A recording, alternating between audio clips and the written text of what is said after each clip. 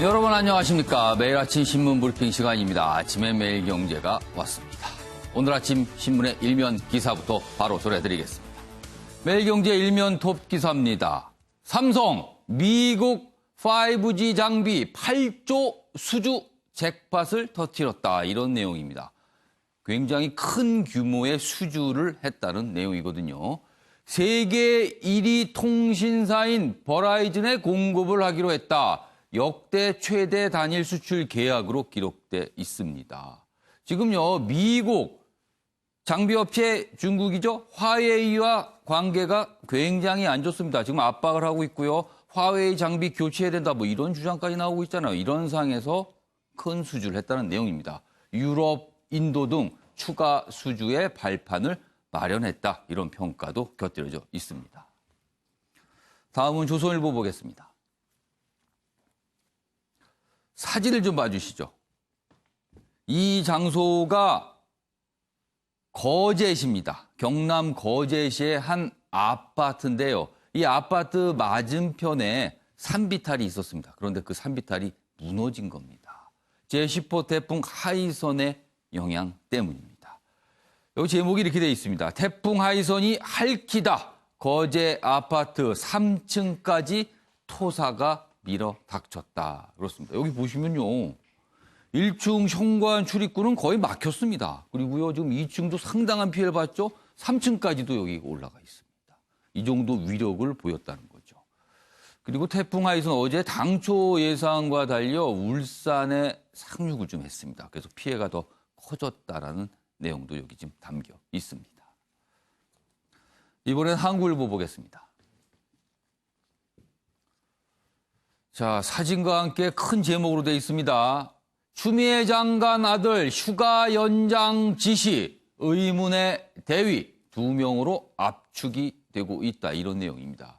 추미애 장관 아들 군 복무 당시에 있었던 일과 관련해서 지금 계속 뭔가 의혹들이 추가되고 있습니다. 지금요. 그런데 지금 휴가 연장 지시, 과연 누구인가? 뭔가 압축이 되고 있다는 내용인데 좀 더 소개해드리면 이렇습니다. 휴가 미복귀 통보 30분 만에 찾아왔다. 검찰은 용산 연합사 파견 장교보다 미 2사단 지역대 소속 장교에 무게를 두고 있다. 뭔가 이렇게 좁혀가고 있다는 거죠, 지금요. 수사 초기부터 대위 개입 진술 불구 8개월 만에 추적이다. 검찰의 늑장 수사 다시 한번 또 지적을 받게 됐다. 이런 내용까지 담겨 있습니다.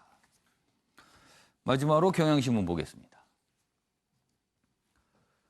전공이 오늘 진료 현장에 복귀합니다. 그런데 의대생과 정부의 대립이 또 격화되고 있습니다. 의대생 구제가 새 불씨로 남아 있다. 이런 내용입니다.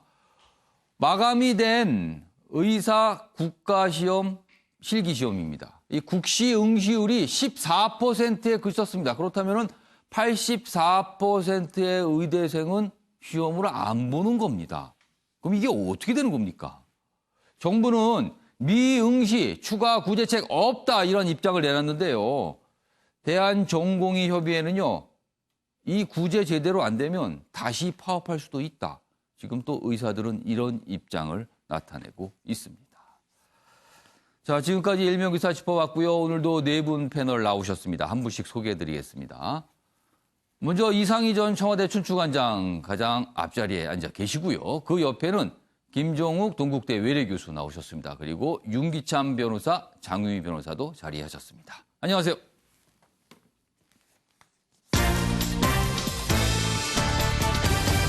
오늘 다룰 주요 이슈들을 정리했습니다. 아침을 여는 키워드 4가지가 화면에 있습니다. 첫 번째 키워드는 대통령의 속내입니다. 자, 그럼 속내면은 그 속내에 대상이 있겠죠. 여당의 유력 대권주자 2명을 바라보는 문재인 대통령의 속내. 오늘 신문에 좀 소개가 되고 있습니다. 해석이 좀 필요한 대목들이 좀 있습니다. 두 번째 키워드는 제2의 조국 사태인가 물음표가 찍혀 있습니다. 지금 언론에서 이렇게 해석하는 경우가 많은데 추미애 장관의 아들을 둘러싼 여러 가지 논란. 제2의 조국 사태로 가는 건가? 언론들이 좀 이런 시각을 보여주고 있고요. 세 번째 키워드는 치킨 게임입니다.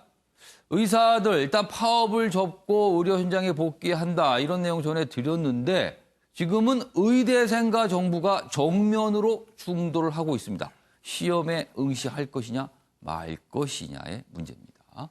네 번째 키워드는 다시 구치소로. 정광훈 목사 관련된 내용도 준비되어 있습니다.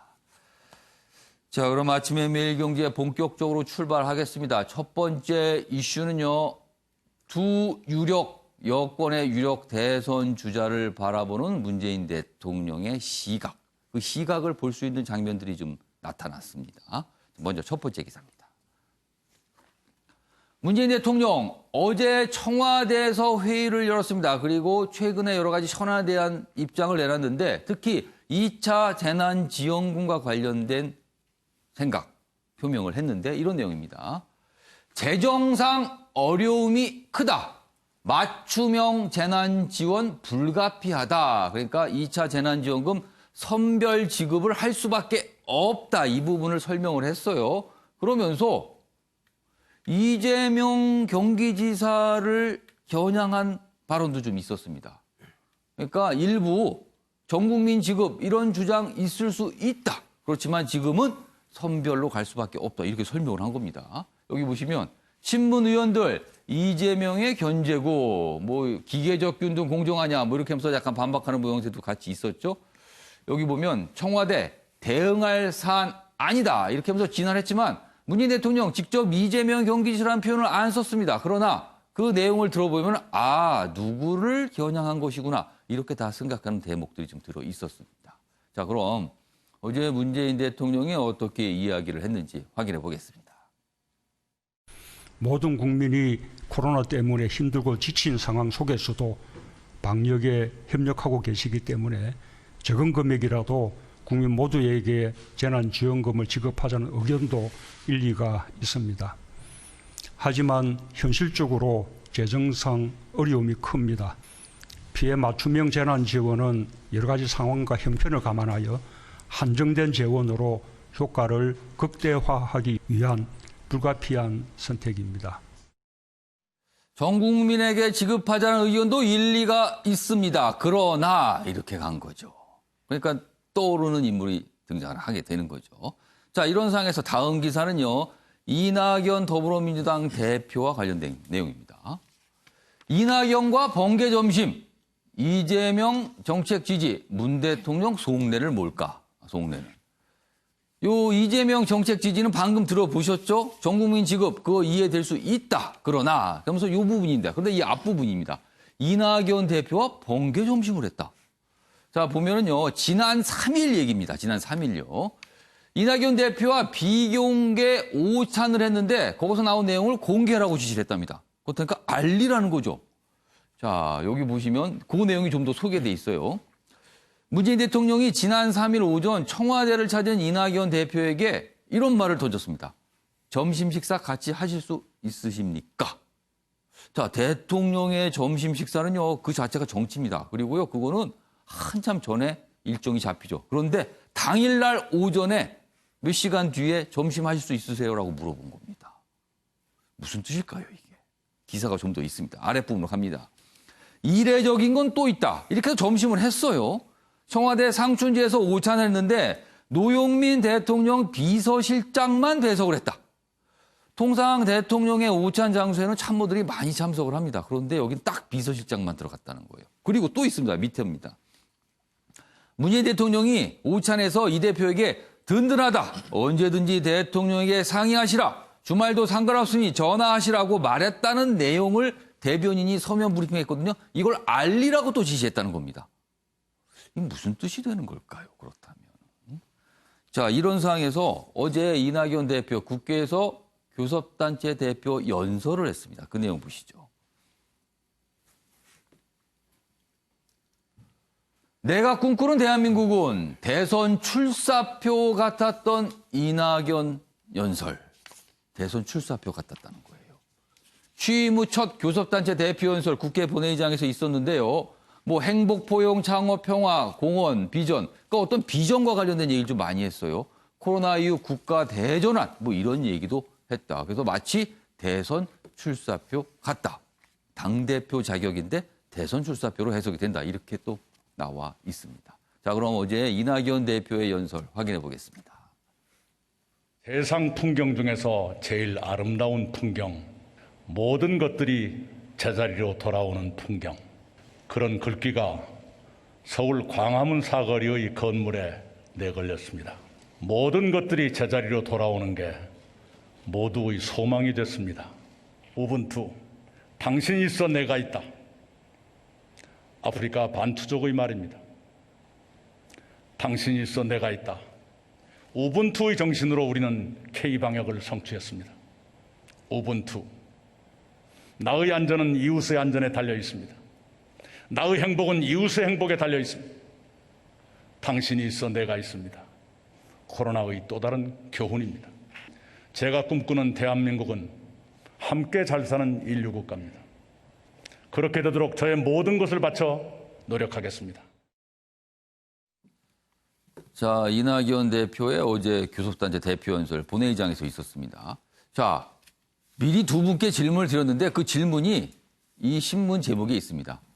문재인 대통령의 속내는 무엇일까? 여기 보면 두 명의 여권의 여당의 유력 대선 주자 이낙연, 이재명 각각 기사 내용 소개해드렸죠? 각각의 이 두 명, 각각의 이 대선 주자를 보는 문재인 대통령의 지금 속내는 과연 무엇일까? 이거를 해석을 해달라고 패널 분들께 질문을 좀 드렸습니다. 먼저 이상희 전 춘추관장께서는 해석 좀 해주세요. 각각 무슨 속내입니까, 지금요? 일단 근본적으로 대통령의 입장에서 먼저 좀 봐야 될 것 같아요. 예. 대통령의 입장에서는 두 가지입니다. 정권 재창출도 해야 되고 예. 후반기 국정에 대한 레임덕도 방지해야 되고 지금 진행되고 있는 정책에 대한 예. 성공도 해야 되는 그런 복잡한 신경이 있죠. 지금 대권 주자들이 이렇게 나서기 시작하게 되면 흔히 하는 말로 레임덕이 온다라고 이야기합니다. 예. 그러니까 대통령의 입장에서는 이 두 마리 토끼를 다 잡기 위해서는 두 사람 다 소위 축구로 치자면은 드리블은 내가 해야 되는 그런 입장에 있는 것입니다. 그렇기 때문에 이낙연 대표에 대해서는 뭐 내 손 안에 있다. 이 예. 말은 뭐냐 그러면은 정서적으로 굉장히 교감을 시도하는 것 같아요. 임국께서도 지적을 했습니다만은 밥을 먹는다는 것은 정치적 메시지가 상당한 겁니다. 대통령의 식사 자리는 그게 보통 자리가 아닙니다. 보통 자리가 아니죠. 예. 저도 경험상 말씀을 드리자 그러면은 대통령과 밥을 먹는다는 것은 이미 오래전부터 짜여져 있는 그런 예. 스케줄입니다. 그 예. 중간에 번개를 한다는 것은 의미가 굉장히 있죠. 이거는 어떤 표현과는 달리 하더라도 뭔가 모르게 이게 정치 메시지가 상당히 있고 또 비밀스러운 얘기가 있다는 것을 의미하는 겁니다. 더군다나 언론에도 보도가 됐습니다만은 이걸 공개하라라고 이야기했죠. 고소한 나온 발언을 알리라. 이렇게 한 거예요. 네. 이런 것들은 예. 실제 당대표로서 유력한 차기 대권 중에 한 사람이 이낙연 대표가 결국 친문 정서와 같이 갈 수밖에 없는 것이고 겉으로는 굉장히 정서적으로 교감을 시도하고 있으면 예. 결국 대통령과 계를 같이 하지 않으면은 대통령의 권한이라는 것이 막강한데 예. 대선 주자를 만들기는 할 수 없지만 안 되기는 할 수 있는 그런 권한 힘이 있거든요.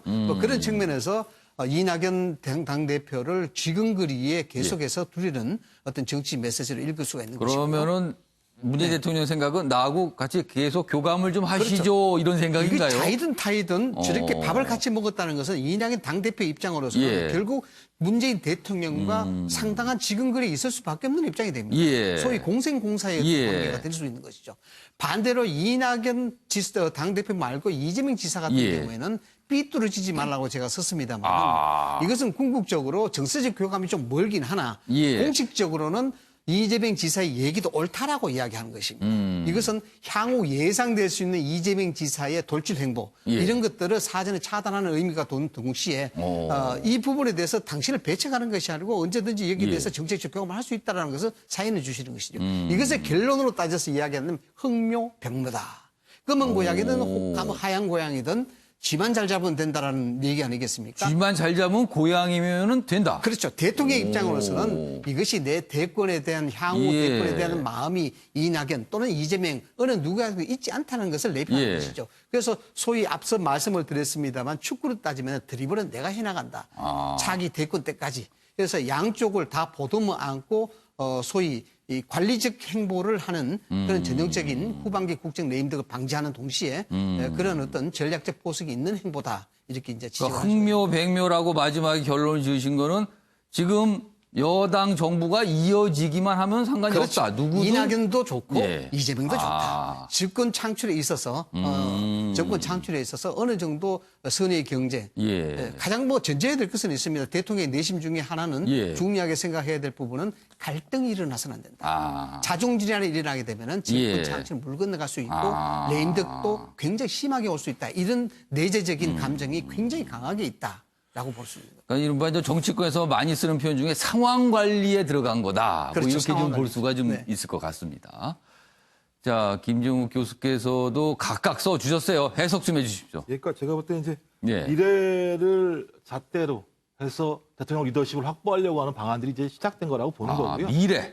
예, 그 미래는 왜냐하면 곧 대권이겠죠? 이낙연 당대표든 아니면 경기지사든 마찬가지지만 대권을 노리고 있는 상황이라고 얘기했을 예. 때 그 대권 경쟁 과정 자체가 대통령의 리더십을 파괴하는 방식으로 가면 안 된다라고 하는 시그널을 전 준 거라고 보는 거고요. 그래서 일단 식사를 했다는 건 뭐냐면 당대표와 대통령의 식사는 당연할 수 있는 거죠. 예. 이 식사를 통해서 이의제의하는 거죠.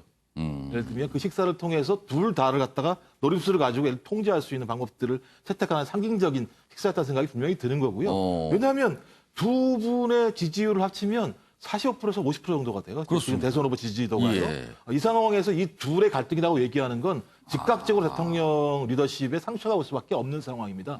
이런 부분들에 대한 제가 볼 때 나름대로의 아주 긍정적인 압박 시그널을 줬다는 생각이 드는 거고요. 또 하나 이제 이낙연 당대표에게는 지금 코로나19 재확산과 예. 경제 위기를 극복한 리더십을 보이지 않게 되면 예. 당신에게 미래가 있을 수 없을 거야라고 하는 것들을 좀 얘기하는 것 같고요. 그다음에 여전히 대통령은 아직까지 3분의 1의 기간이 남아있고 권한은 예. 막강해. 예. 지금도 국정 지지율이 40%에서 50% 정도 되고 있는 상황이야. 만약 이 위기를 잘 넘겼을 때 내년도 만만치 않을 거야. 그러니 다 같이 잘 가야 돼. 라고 하는 얘기를 하고 있는 것 같고요. 그래서 그런 상황에서 이재명 경기지사가 제가 볼 때 좀 과도한 좀 발언을 하신 것 같아요. 보니까 뭐 원망과 배신감이 불길처럼 퍼져나가는 이런 얘기를 하셨는데 그 글을 이른 시간, 오전에 올렸다가 예. 또 오후에 또 다른 또 예. 약간 해명하는 글을 또 올렸죠. 상당히 빨랐던 측면이 분명히 있는 거죠. 예. 그러니까 여기 나왔지만 알겠는데 이번에는 아. 가만히 있어야 된다. 지금 상황은 이렇게 가는 게 안 된다라고 얘기를 하는 것 대통령의 같고요. 생각이 네. 무슨 말 하는지 알겠는데 이번에는 아닙니다. 이건가요, 그럼? 지금 방법에서는 뭐 얘기한 것처럼 그런 얘기 하셨지 않습니까? 예. 코로나 위기의 끝이 언제일지 알 수 없는 상황이기 때문에 이런 상황에서는 대통령과 정부가 결심한 내용에 대해서 수용해 줘.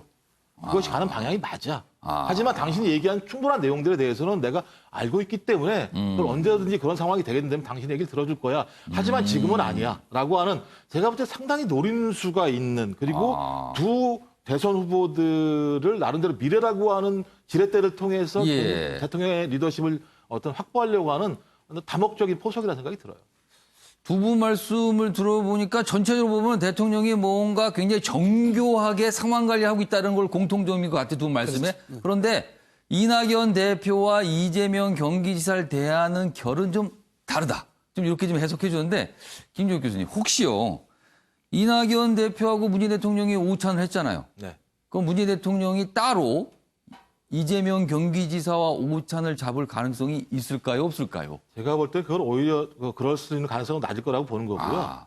왜냐하면 그 지금 식사하는 것 자체가 제가 볼 때는 다 좋다고 얘기할 수만은 없습니다. 과거에 선례들이 분명히 있습니다. 어느 한 사람과 대통령이 자주 만나게 되게 되면 예. 적이 만들어져요. 그건 상식인 거고요.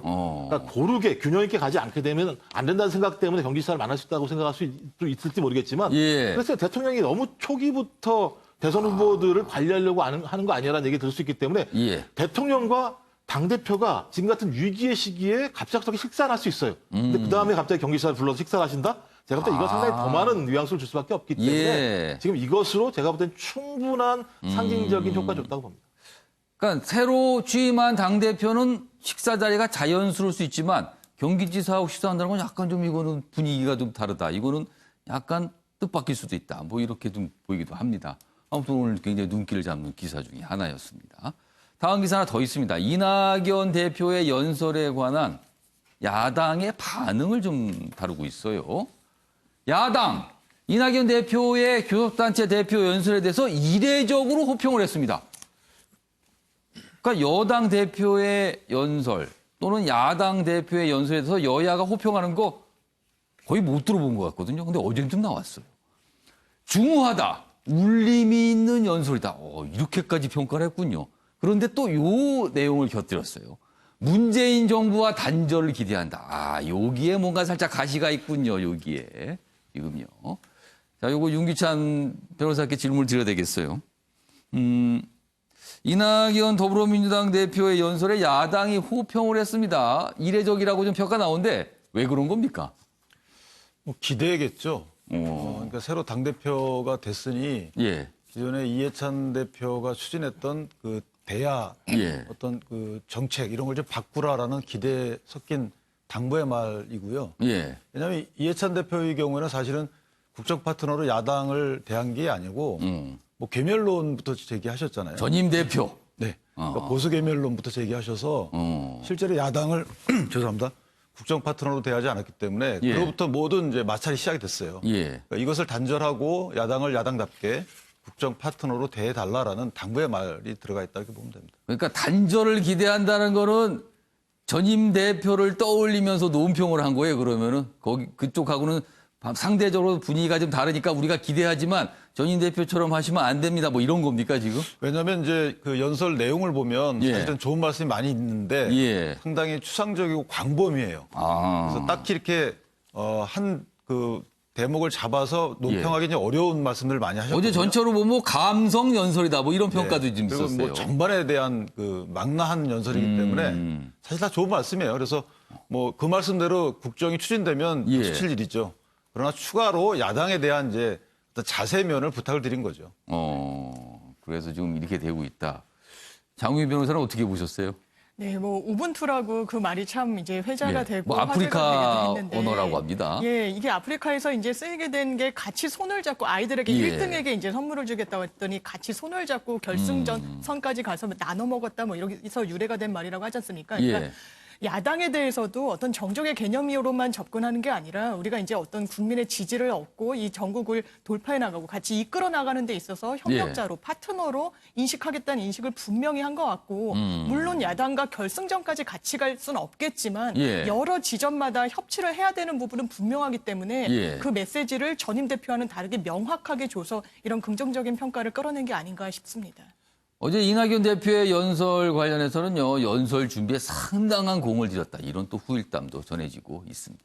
자, 이번에는요, 추미애 법무장관 아들과 관련된 계속 어떤 의혹 제기, 논란이 좀 있습니다. 오늘도 새로운 내용들이 좀 나와 있는데요. 그 내용 좀 다뤄보겠습니다. 추미애 장관 아들 용산 부대로 옮겨달라 청탁을 받았다. 이런 얘기가 또 나왔습니다. 당시 카투사 한국군 지원단장의 얘기입니다. 의정부로 배치가 되자 자대 변경 요청, 규정대로 막았다. 부하들도 안다. 이렇게까지 얘기가 나왔습니다. 누가 청탁했는지는 밝히지 않은 상황입니다. 추미애 장관 측은 사실관계 파악 뒤 입장을 낼 것이다. 최근에 추미애 장관 측이 굉장히 좀 어떻게 보면은 신중하다고 볼 수 있고요. 아니면 별다른 입장이 지금 안 나오고 있어요. 지켜보는 것 같기도 하고요. 그런데 이런 또 의혹 제기가 새로 나왔습니다.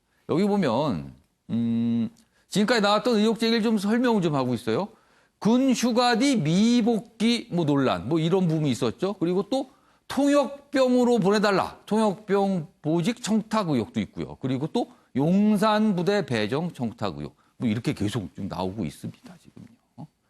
여기 의혹의 내용 그리고 실제 어떤 해명이 있었는지도 있는데 일단 큰 축은 이렇게 세 가지 의혹으로 좀 가고 있습니다. 다음 기사 하나 더 보겠습니다.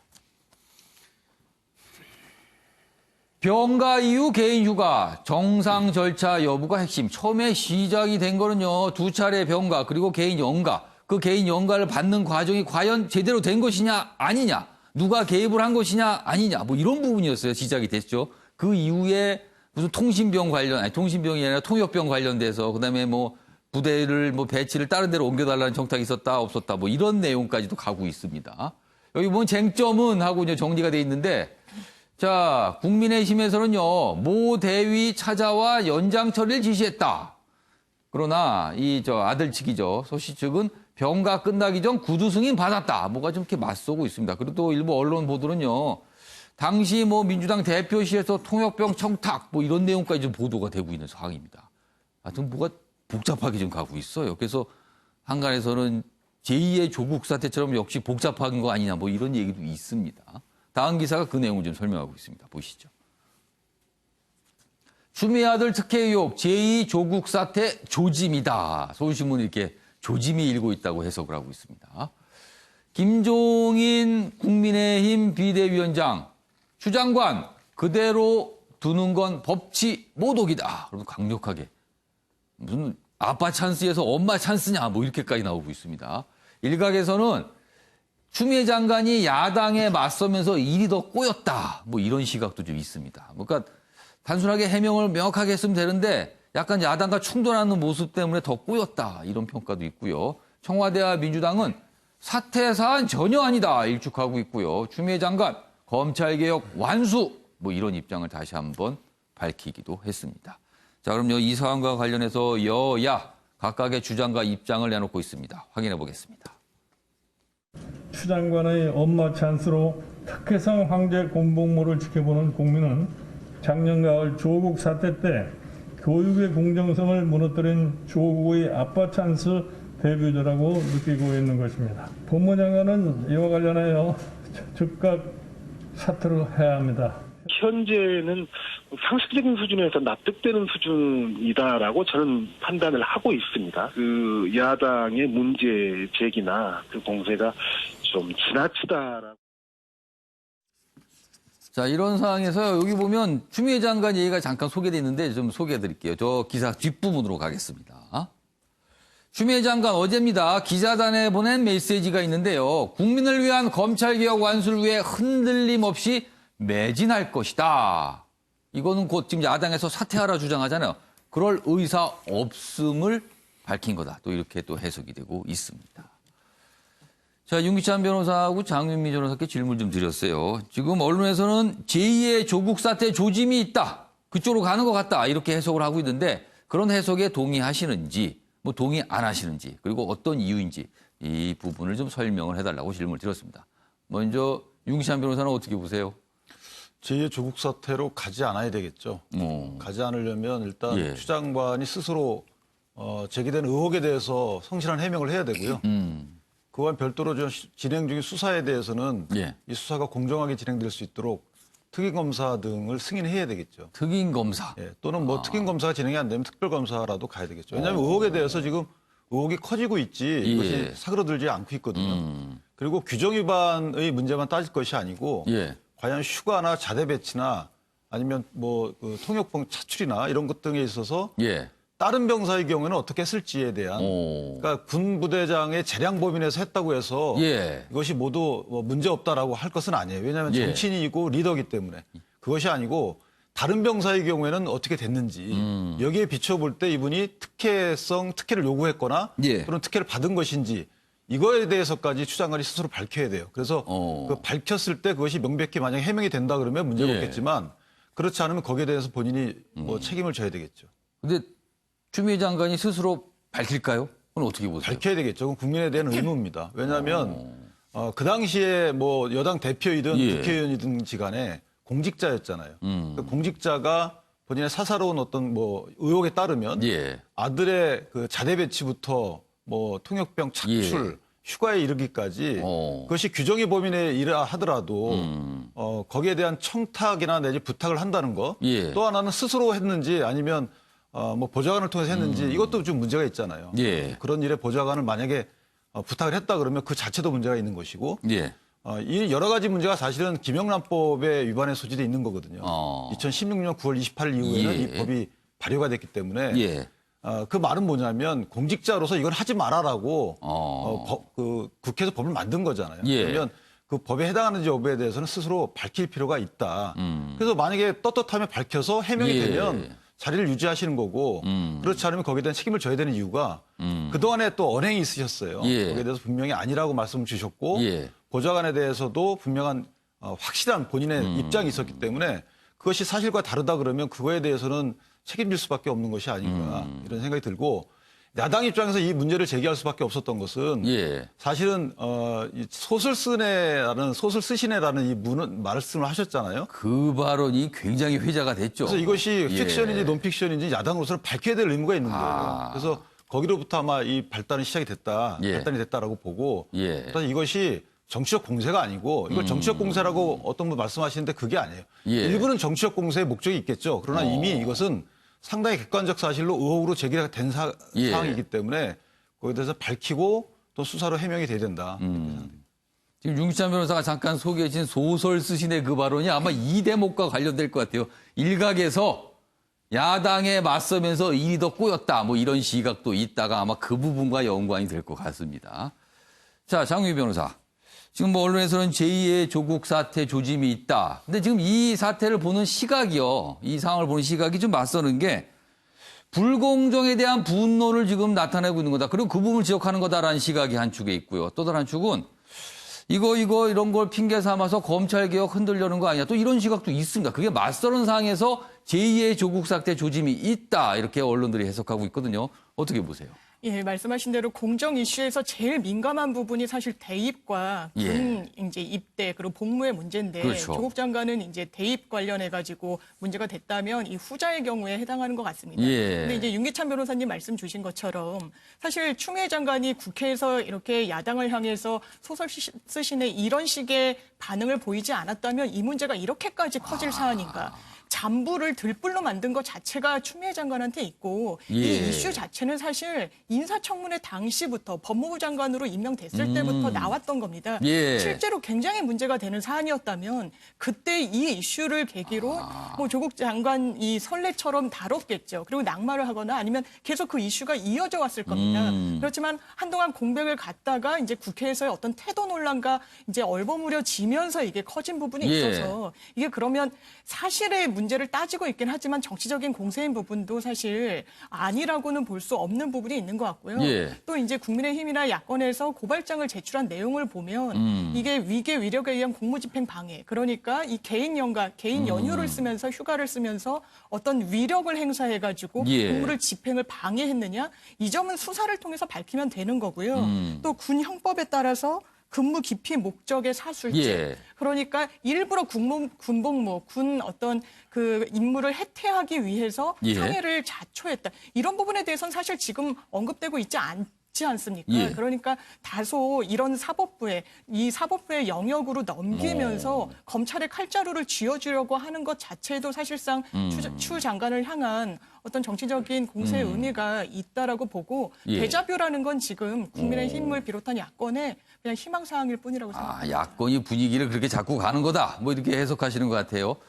윤기찬 변호사가 잠깐 말씀하신 대목이 특임검사 얘기인데요. 지금 국민의힘에서는 특임검사를 임명해서 이거 수사를 해야 된다고 주장하는데 장유희 변호사. 네. 근데 엄격하게 얘기하면 특임검사는 검사를 조사할 수 있는 거잖아요. 수사를 할 수 있는 건데 지금 이거는 검사 사안은 아닌 것 같아요. 그렇습니다. 그 요건이 검사의 비위. 예전에 이제 스폰서 검사 때부터 이 제도가 예. 도입이 돼서 어떤 검찰 내부를 검찰이 들여다보기가 어렵다 보니까 예. 어떤 특임검사 제도를 도입해가지고 하자는 게 이 제도의 취지이기 때문에 예. 지금 이 부분을 적용시키자는 건 다소 좀 무리가 있다라고 보여지고요. 예. 이 언급을 꺼낸 것 자체는 예. 이 검사에 대한 비위가 전제되어 있는 거지 않습니까? 예. 이 동부지검의 수사를 믿을 수가 없고 친정권이기 때문에 이걸 검찰의 비위로까지 확대 해석해가지고 특임검사 이 프레임을 들고 나오는 게 아닌가라는 생각이 드는 윤기찬 변호사, 이건 좀 무리가 있다는 해석을 하셨는데요. 이게 뭐 그 규정이기 때문에요. 이 예. 법령이 아닙니다. 그래서 특임검사 제도는 사실은 그 취지는 검사의 비리라고 표현돼 있지만 예. 실제는 내부 식구에 관련된 문제예요. 그러니까 내부 식구에 관련된 수사는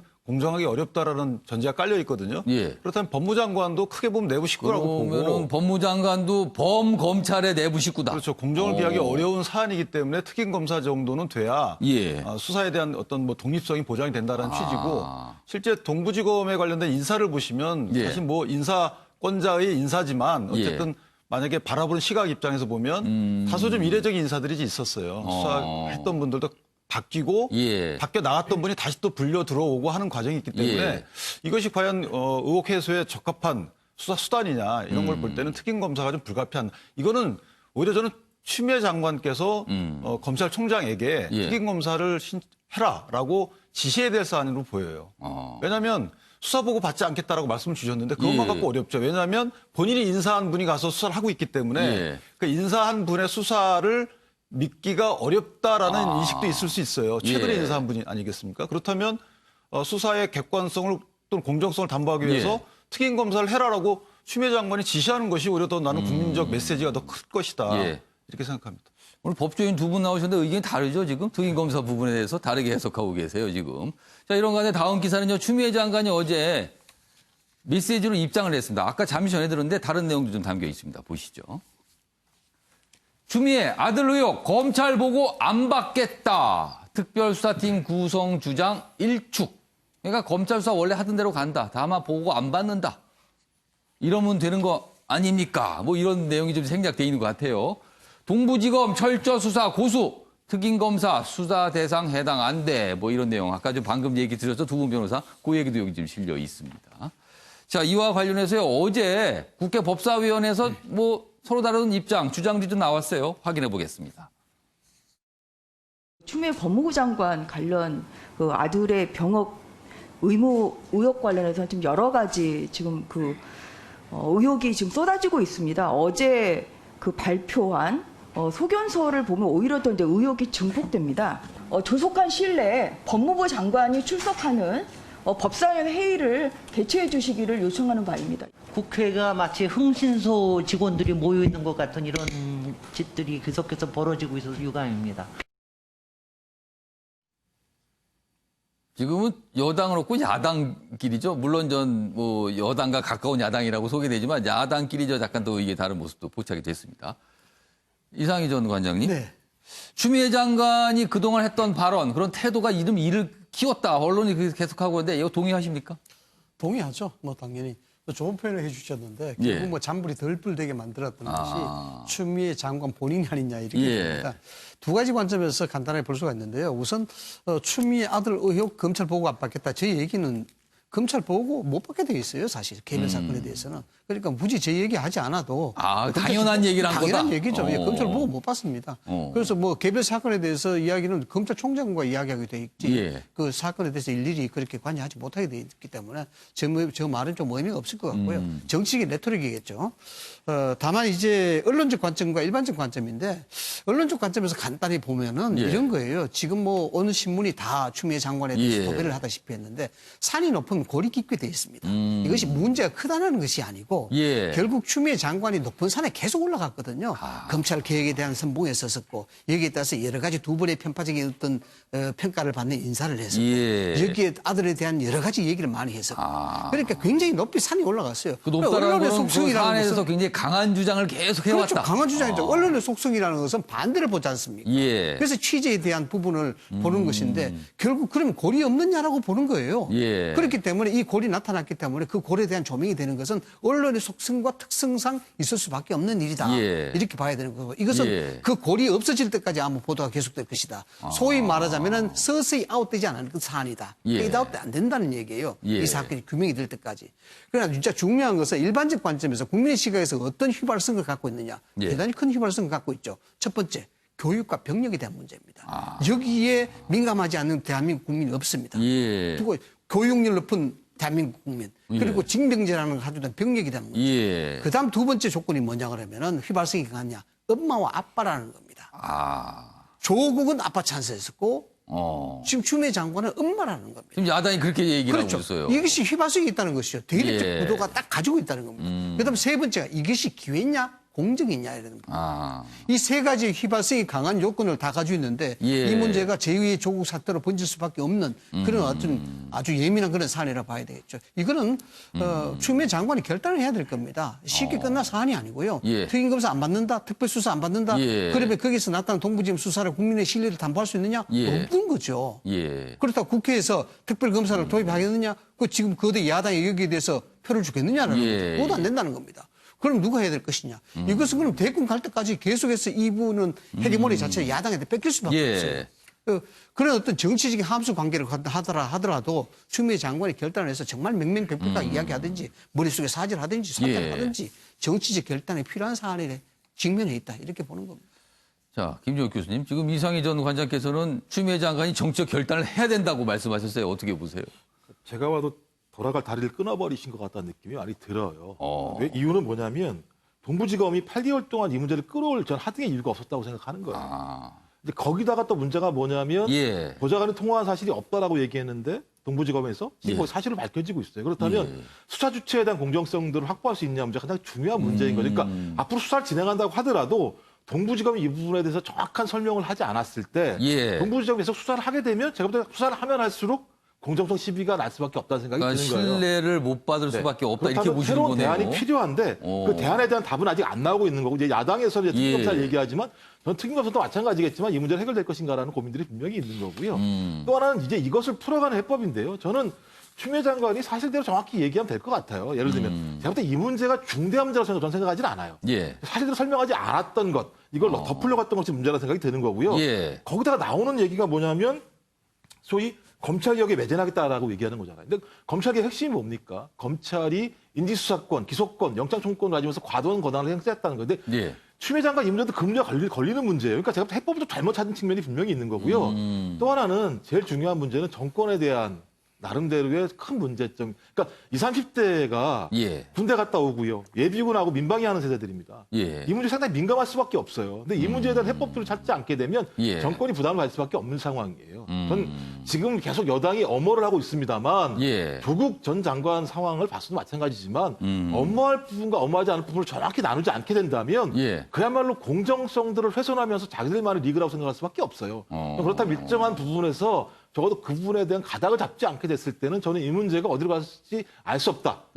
알 수 없는 상황은 뭐냐면 그냥 민심에 맡길 수밖에 없다는 거예요. 근데 민심이 만약 이걸 거부했을 때 예. 그 부담이 추미애 장관한테만 가는 게 아니지 않겠습니까? 예. 일파만으로 퍼질 수 있다는 거죠. 저는 그런 측면에서 빨리 이 부분에 대해서는 추미애 장관이 결자 해지를 하든 아니면 여권에서 나름대로 방안을 마련해서 국민들이 상식적으로 납득할 만한 방안들을 찾지 않게 된다면 사태가 어디로 갈지 알 수 없다는 상황.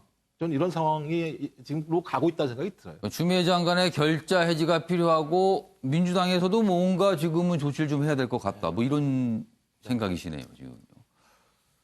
매일 나옵니다, 지금 뭔가 조금씩 새롭게 나오고요. 뭔가 조금씩 좀 더 설명이 되고 있고. 그러나 그동안 추미애 장관 사실은 구체적인 설명을 내놓지 않았어요. 이런 어떤 의혹 제기에 대해서요. 아마 오늘도 또 무슨 얘기가 있을 것 같습니다. 자, 다음은 정광훈 목사 얘기 좀 해보겠습니다. 보석이 취소됐습니다. 보석으로 좀 풀려나서 활동을 하고 있는 상태였잖아요. 그런데 이게 취소가 됐어요.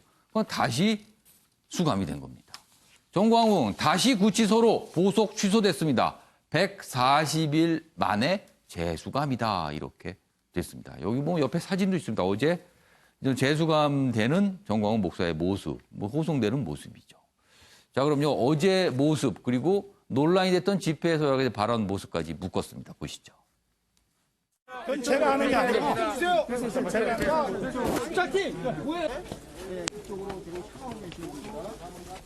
국민 여러분, 저는 감옥으로 갑니다만은 반드시 대한민국을 지켜주시기를 바랍니다. 네. 항거하시는 거예요?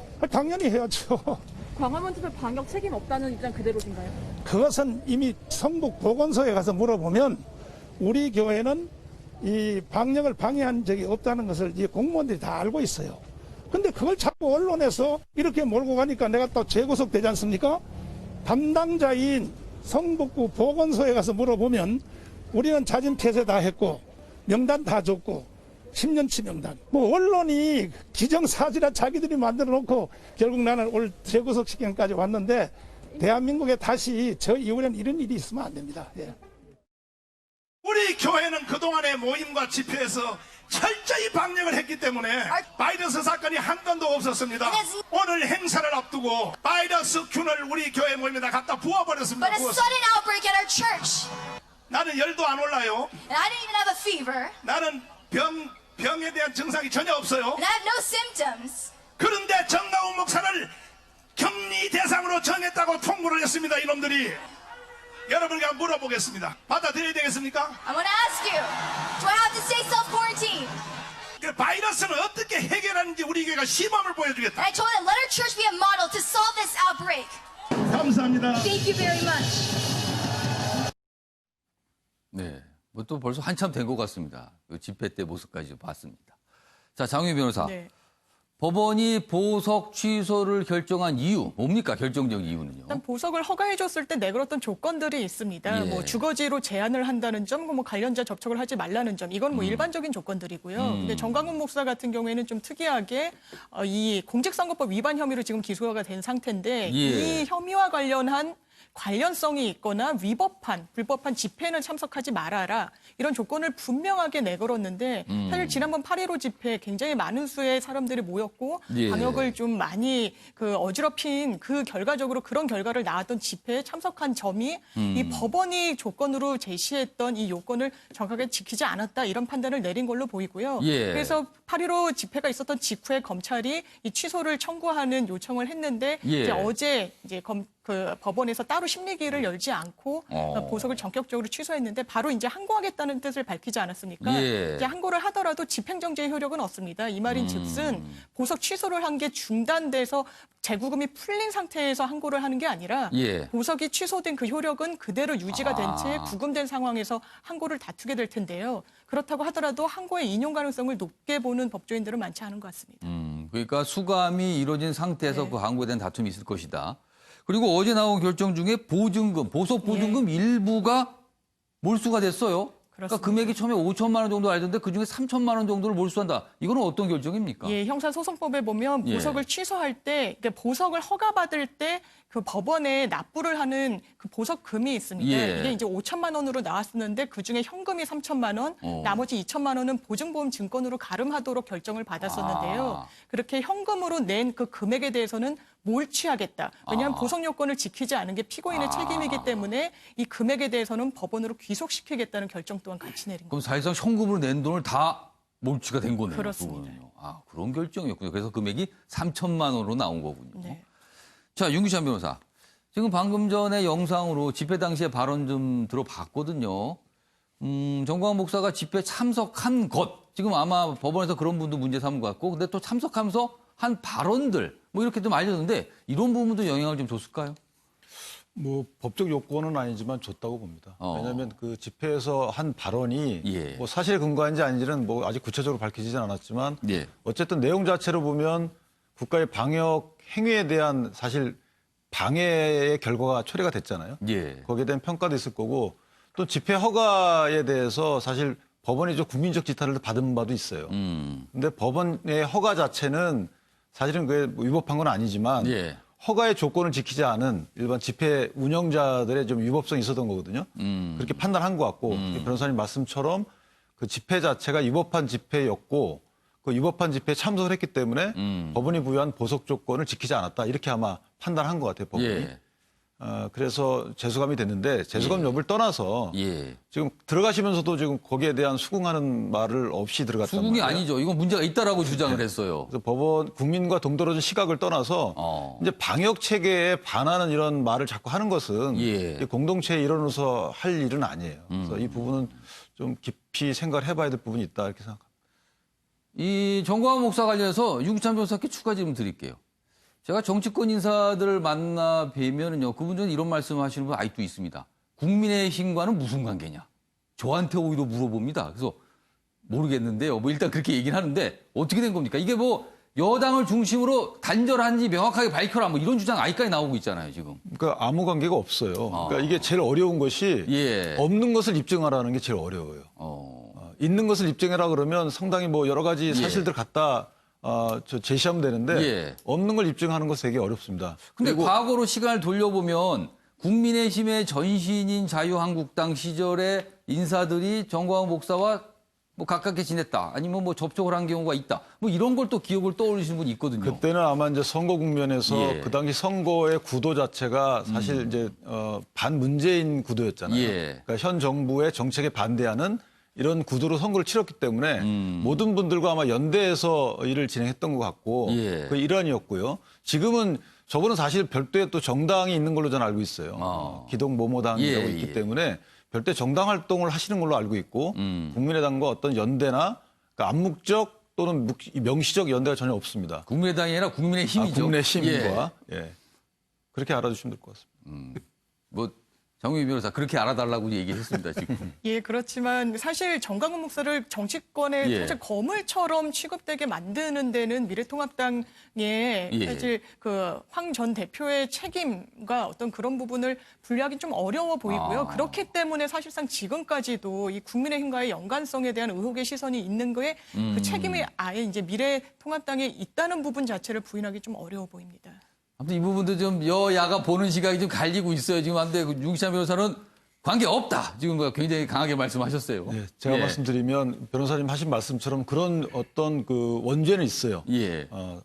그 미래통합당 전신인 자유한국당 시절에 그런 원죄는 있지만 지금 다 단절된 입장이고 또 하나 예. 말씀드리면 사실 제 개인적인 생각은 저분이 예.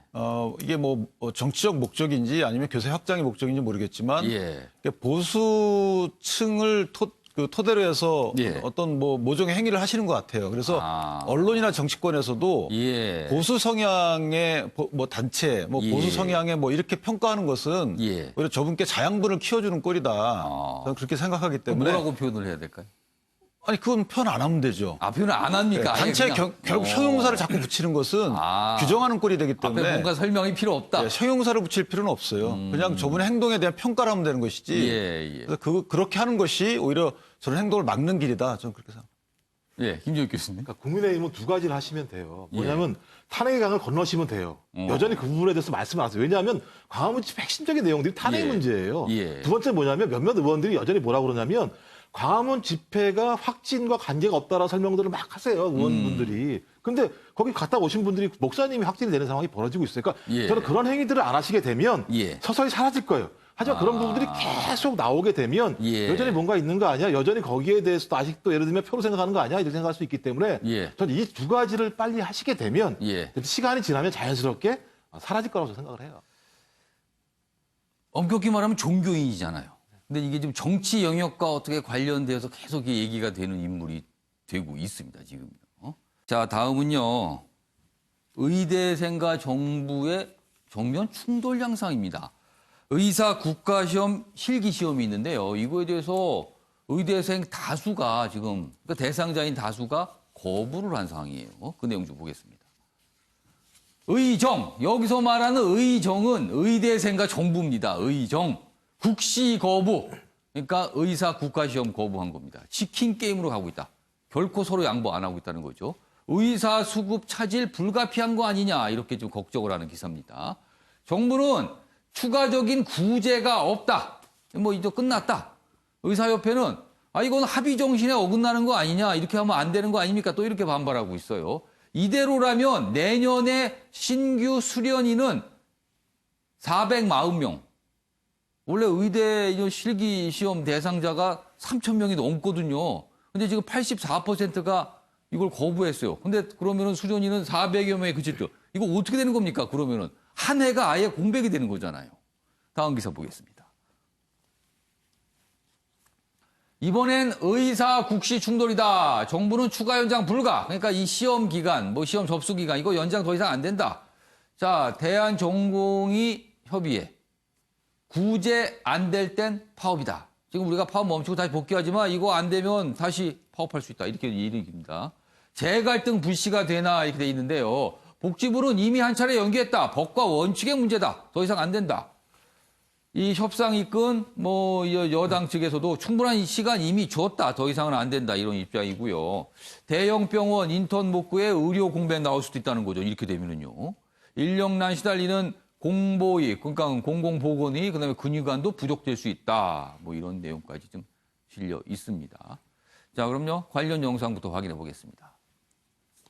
재접수 신청을 하지 않은 의대생들은 금년도 실기시험 응시는 어렵다는 입장을 여러 차례 고지한 바도 있습니다. 이러한 상황에서 재신청 기간은 어제 12시부로 종료되었으며 실기시험은 만반의 준비를 갖추어 차질 없이 진행될 것입니다. 재신청을 다시 연장하거나 추가 접수를 받는 경우는 생각하지 않고 있습니다. 이 이상은 법과 원칙에 대한 문제이며 국가시험은 의사 국가시험뿐만 아니라 수많은 직종과 자격에도 공통적으로 적용되고 있다는 점을 감안할 필요가 있습니다.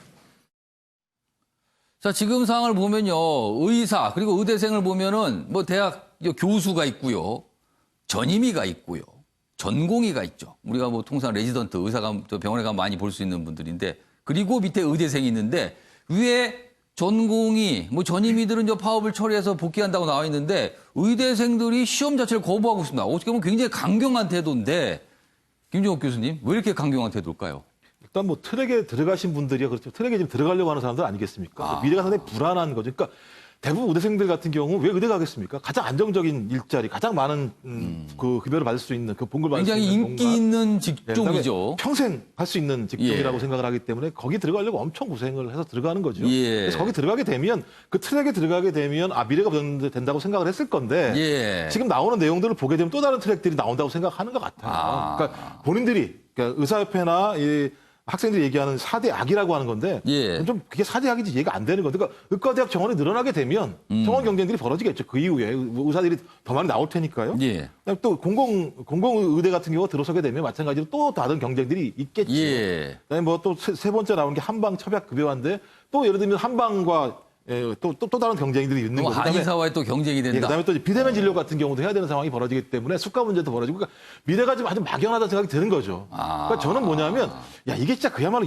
그 정도로 고려할 만한 문제인가? 그러니까 그런 거죠. 우리가 200만 원 받다 100만 원 받으면 죽을 맛이겠지만 3천만 원 받다 2천만 원 받는 거 문제 가지고 싸우게 되면 많은 국민들이 동의하기가 어려운 측면들이 분명히 있는 거죠. 그리고 지금같이 코로나19 시대가 계속 진행이 되게 되면 예. 저는 의료개혁은 불가피하다고 좀 보는 거예요. 그렇다면 의료개혁과 관련해서 의사들이 전문가니까 중심이 돼서 가야 된다고 얘기하는 건 맞는 거지만 예. 이런 것들을 개혁하기 위한 과정에서 자기들에게 부담이 되는 내용들에 대해서 받을 수 없다고 얘기했을 때 예. 이분들이 얘기했던 히포크라테스의 선서라고 하는 환자를 가장 최우선으로 생각한다라고 하는 선서를 누가 믿을 수 있겠는가? 그러니까 의사의 신뢰가 떨어졌을 때 우리가 누구를 믿고 환자가 우리 사회에 살아갈 수 있는 것인가 근본적인 문제가 있을 것이고요. 예. 앞으로도 마찬가지지만 이런 분들이 의사를 했을 때 국민들이 이런 의사분들을 신뢰할 수 있을 것인가라는 부분도 분명히 있습니다. 그래서 분명히 미래에 대한 위협 의식은 분명히 알겠습니다. 예. 중요한 문제는 좀 본인들이 좀 주인 의식을 갖고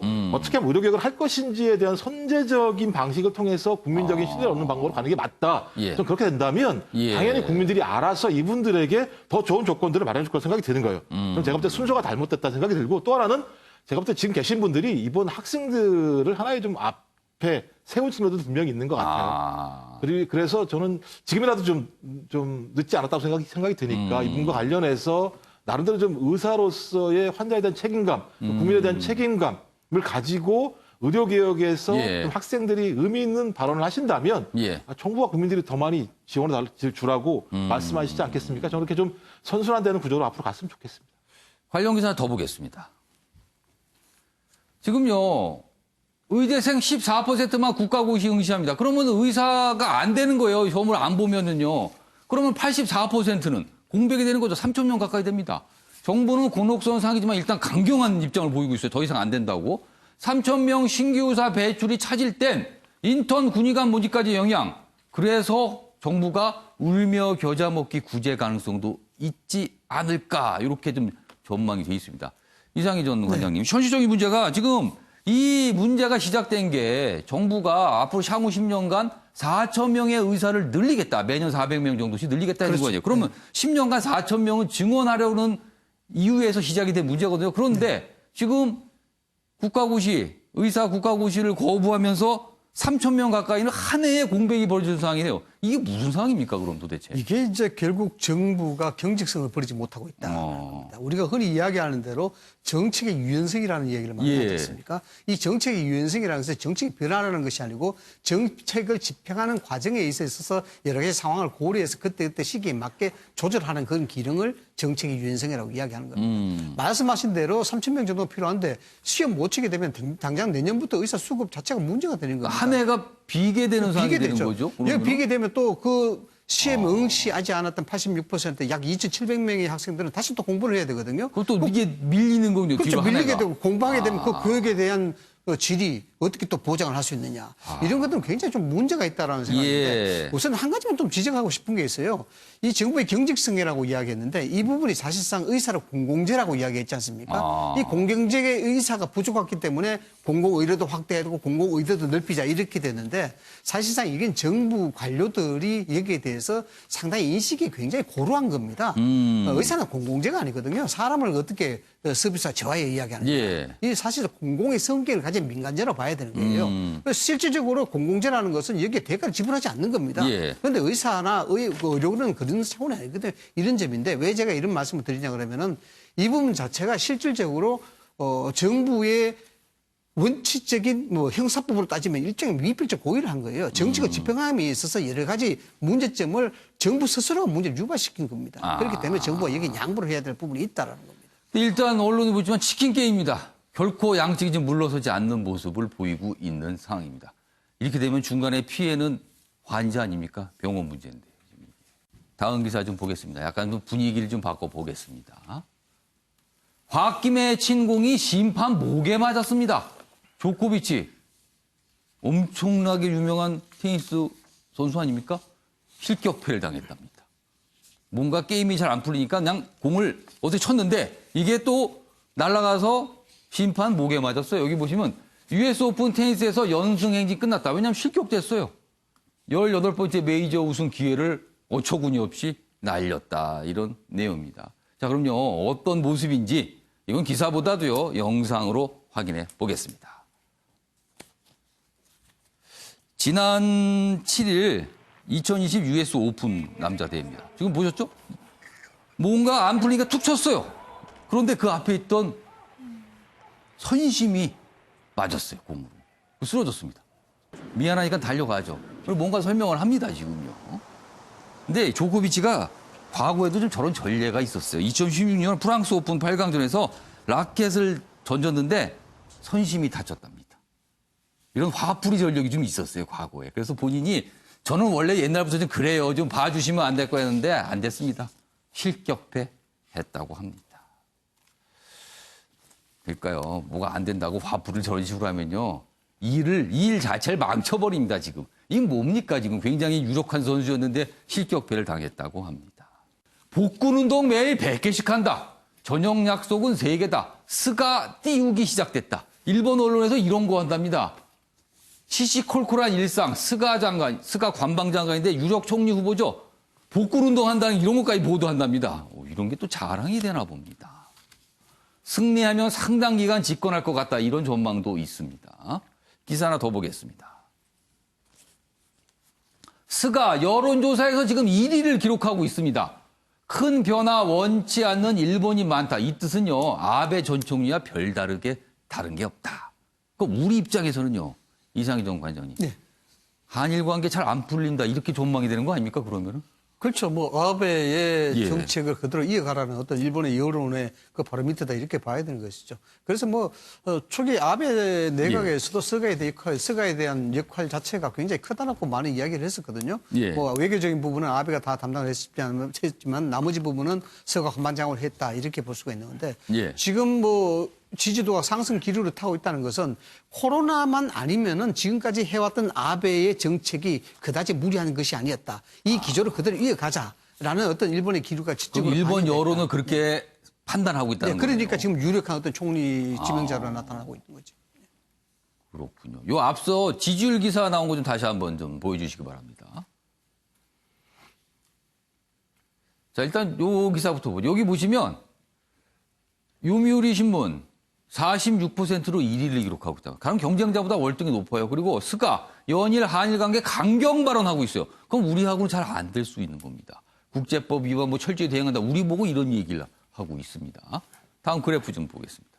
여기 보시면 스가 요시히데 관방장관 지금 일본 언론에서 뭐 복근 운동한다 이런 것까지 보도하는 인물이에요. 46%. 밑에 보면 이시바 시게루 전 자민당 간사장 유력 정치인인데 33%.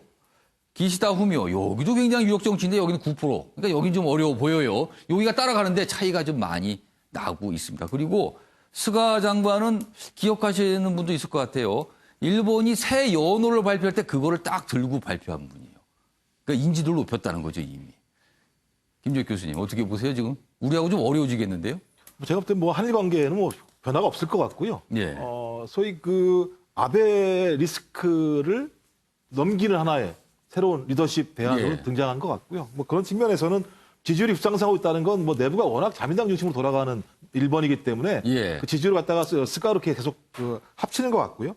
또 이제 빨리 또 총선 승리를 아마 지금 중요해서 하는 얘기도 나오는 것 같아서요. 예. 그래서 리더십을 좀 확보하려고 그러는 것 같고 뭐 지금 계속 언론에서는 이미 시작된 것 같아요. 왜냐하면 예. 양복을 입고 아침에 40분 동안 산책을 한다고 얘기를 하는데 왜 양복을 입냐 그랬더니 예. 뭐 북한 위기나 지진 위기를 대비하기 위한 거다. 그러니까 얼마나 준비된 사람이었다라고 하는 걸 보여주는 것 양복을 같죠. 입고 1시간까지 산책을 한다. 예, 뭐 그런 얘기가 나오고요. 그러니까 또 그다음에 뭐 72세인데도 아까 말씀 복근 운동한다고. 그러니까 예. 리더십을 만들어 주게 되는 거죠. 저는 이런 상황에서 일본이 아베의 위기라고 하는 상황들을 스가를 통해서 슬쩍 넘어가면서 리스크를 관리하고 주변 상황에서 아무런 변화가 없는 상황으로 가고 있기 때문에 예. 그때 자민당에게는 오히려 더 좋은 상황으로 가고 있지 않을까라는 생각이 드는 거고요.